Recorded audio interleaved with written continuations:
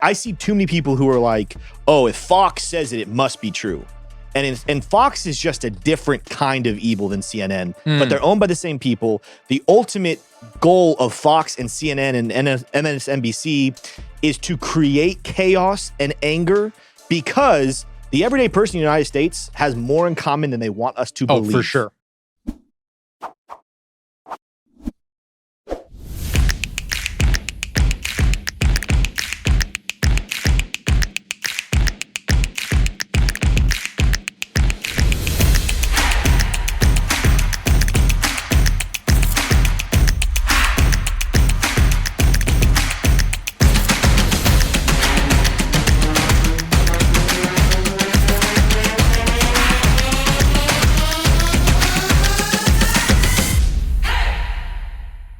US SEC not coming after Cardano. Charles Hoskinson whips it out online, explaining the SEC's continuous crackdown on crypto entities is political and has nothing to do with securities laws. Chucky Ho-Ho, founder of Cardano, believes the United States Securities and Exchange Commission will not come after the project's native token ADA. Interesting. He didn't say not him, but not ADA. Okay, that's fine. During a recent YouTube interview on Corey Costa's Crypto Coins, shout out Corey Costa, friend of ATB, Hosky pointed out that there has been no enforcement action against ADA so far. Hasn't there been a couple things where people have delisted Cardano? Yeah, a lot of exchanges have delisted in anticipation that something happens, but nothing. There's like misinformation out there. I've actually talked to people who think that right now Cardano's in a lawsuit with the SEC, and that is not true. Same. Before we continue with the story, hit that like button. Drew, where are we at for likes, bro? Pull that mic down. Let the people hear your smooth, dulcet tones. We got 288 likes. Need to pump those numbers up. These are, how do I say this nicely? These are Mike Pence at the debate last night numbers. We need to bump these numbers up, folks, okay? Prove that you are not a Fed and hit that like button. Subscribe to this channel. Leave a comment. Get active in chat.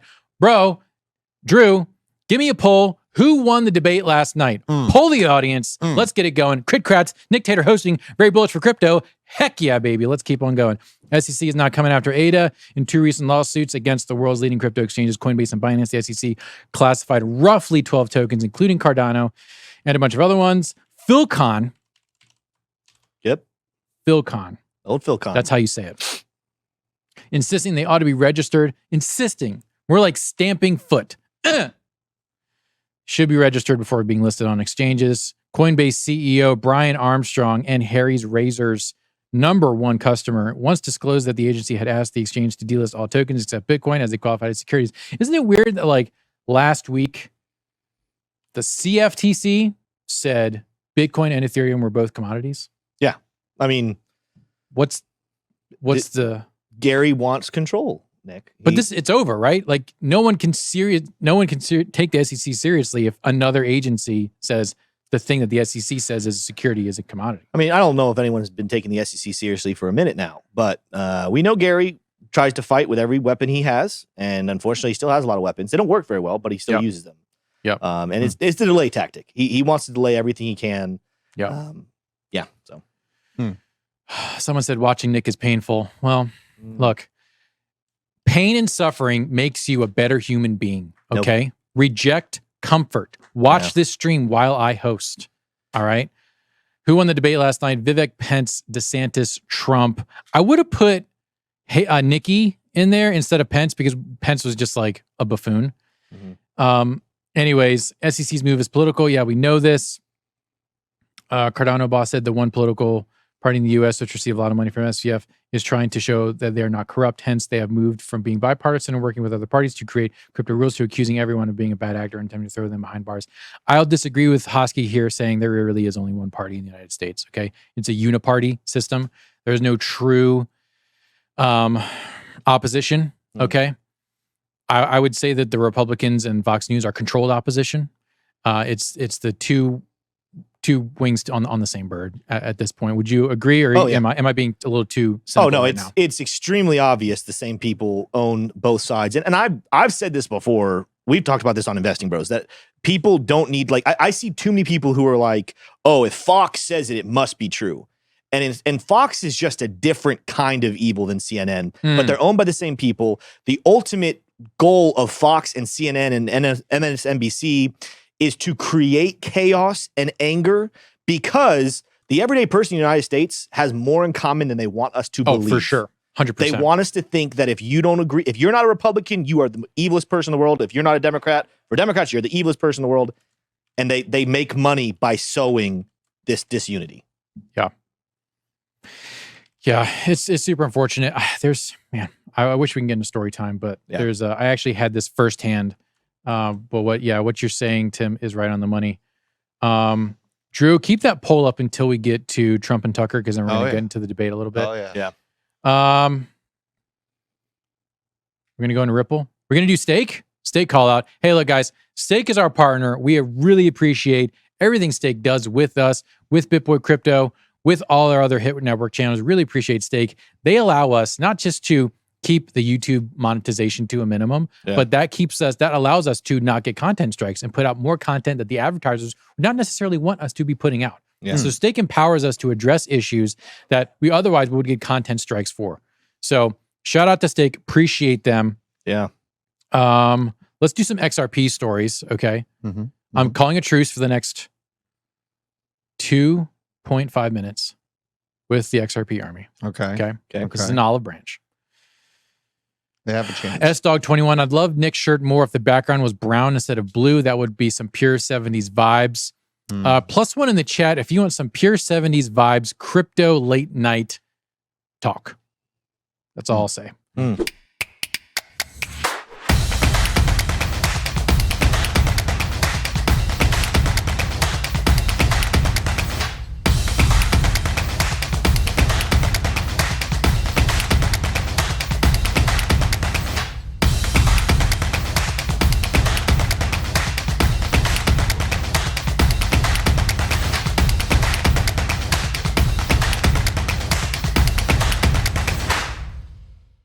Ripple's XRP, the dominant choice among young crypto investors. How young are they? Altcoins have taken center stage as 20-year-olds showcase a bold market approach. Oops, scoot down here. Ripple has emerged as a favorite altcoin choice, exceeding Bitcoin and Ethereum's appeal, incredibly bearish. Expert insights have hinted at a trend focused on agile gains over stability. Sounds like some gobbledygook. Research done by News One Korea shows that altcoin investments in BitThumb, a domestic virtual asset exchange with 6 million users, constituted only 17.5% of the investment in the platform. This figure stands the lowest across all age brackets among investors in their 20s. Okay, so huge caveat here. These are South Koreans. Yeah. XRP Ripple has a massive footprint in the APAC region. APAC is Asia Pacific something continent region. So basically China all the way down to Tasmania and everything in between. Huge influence there. So this makes sense that South Koreans are bullish on XRP. Among investors in their 20s, a notable 82.5% directed their investments towards altcoins, excluding Ethereum. Their decision to opt for slightly more volatile altcoins indicates a more aggressive investment stance compared to older age groups. That actually translates to how it is in the United States with young investors. Is they're embracing risk because they see that there's not going to be any social security. There's no social safety net. Expect self-rescue. And if you're thinking long-term, you know that you have to take big bets now. You have to take big bets on yourself. There is no such thing as conservative investing anymore in this inflationary environment. I know guys like Caleb Franzen, who are incredibly smarter than me when it comes to money, are calling for this disinflation narrative. And frankly, bro, that does not wash because the people on the ground are experiencing enormous inflation, hand over fist. I'm feeling it. Tim's feeling it. Drew would feel it, but he's basically self-sustaining at this point. It's true. And I'm dead inside, so. What? I'm also dead inside, so I don't feel That's much. not true, Drew. That's not true. There's no way you, as a performer, can be dead inside and translate that energy to an audience. You know this. Fair. Stop downplaying your skills and abilities. Unbelievable. Every single one of you have skills and abilities, even the people who are my haters in this chat. But just remember, look, you're in this chat, you're here in the blockchain space, you're listening to BitBoy Crypto, you're listening to all the channels on Hit Network, you're getting all this alpha. Be aggressive. Be appropriately aggressive with your investments. That's what these people here are doing with Ripple. All right, I want to respond here. Respond. Do it. So Yeah, I mean, what you're talking about is absolutely right. Like, that's why I'm a prepper, right? I was not worried when the economy collapsed during the last flu season, right? Because I already had my bases covered. I knew that we were moving into a risky time. I don't plan on any Social Security being there for me because I'm a young dude that's going to need it in 20 or 30 years or whatever. It's not going to be there from our fiscal irresponsibility. So, yeah, I mean, the only risk is not taking one. I remember some fancy person saying that, but that's true. And you have to move aggressively to make big gains. You got to be prepared for it, and you got to have your bases covered. So appropriate risk management is the key for this type of environment. Someone said they're a DJ who is dead inside. Impervium, you are not dead inside. You're here in the chat. You're an alive person. You have value. You have worth. Tim, how are you feeling about, like, what's your split when it comes to investing risk off, risk on? Are you all in on crypto? Do you have some like precious metals? Do you have other things? No. I don't have any metals, man. We're gonna talk about it later in the show. I'm looking for a good entry on Nvidia. We'll probably do some charts on that one. I definitely want to get in Nvidia. You could make the argument that's a risk on, but I think when we're looking at everything that's happening there, that is going to be a very explosive and safe investment for a long time. I probably should get into some metals, Nick, but at the moment, I'm on crypto, especially for the next bull market. I want to get into real estate. I want to be able to take some profits, get into real estate, diversify that way. Because here's the thing, like literally, 4 years ago, paycheck to paycheck is a rough way of putting it. It is, yeah. I was barely making it paycheck to paycheck. Crypto has changed that completely. So like I'm 29 years old right now, Nick. 25 years old, my thoughts were literally what's happening next week. I was never thinking about the future. So crypto has changed my life completely, making me think about the next 15, 20, 30, 40 years, what I want to do. So I still have a long way to go to get up to where I'm playing with millions and millions and stuff, but I'm going to get there. Yeah, we'll get there. Absolutely, we'll get there. If you're here in this chat and you're digesting all of this alpha, you're going to get there too. Chat's going crazy. Someone said, how many push-ups can you do? Look, that is adult content. That is not for this. It's for the wide angle on this. Okay. No. I don't do that. I don't do that. Okay. I keep all of these. I keep all my firearms close to the chest. Oh yeah. Yeah. We were gonna do that at the end of XRP. That's fine. Yeah. So we're done with Ripple, right? Are we done with Ripple? Okay. Hang on. Let's just do it just for the sake of the people. They love it. Chat. What's your Ripple projection? Okay. Top of the market next year, maybe like January 2025, November 2024. Where do you think XRP is going to go? Tim, what's your prediction? Let's do it. XRP, I've been saying this for a while. I think north of $12. I think it's a lot to ask to get above 15, but I think there's a chance if everything continues, maybe 20, but I'm realistically saying 12 to 15. 12 to 15. Drew, what about you? I'm feeling like $8 to $10 per coin by that time frame. Okay. And I'll be a real happy boy if that happens. I'll tell you what. Yeah. I'm going to go with between 8 to 10. Okay. 8 to 10. I think it's realistic. I think I maintain that what is going to pull the wind out from under XRP's wings is the fact that it is the banker's coin. They don't want it to be that expensive because it is so great at moving money. Yeah. Right? It's not a store of value. I'm sorry, folks. I'm sorry, XRP Army. Yes, it will stay around for a while.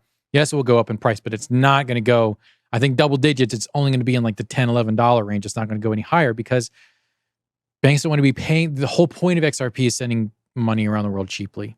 And if your XRP costs a lot, that kind of negates it. So there may be some projects on XRPL that do well, but as far as I can tell, the actual XRP coin is not going to continue to go up in price. So I was saying, and that's why you always check for the Adam's apple. Oh, hey, what's up? So Tucker Carlson interviewed Trump, bumps Trump's NFTs. Is Trump in jail yet? Tim, recover.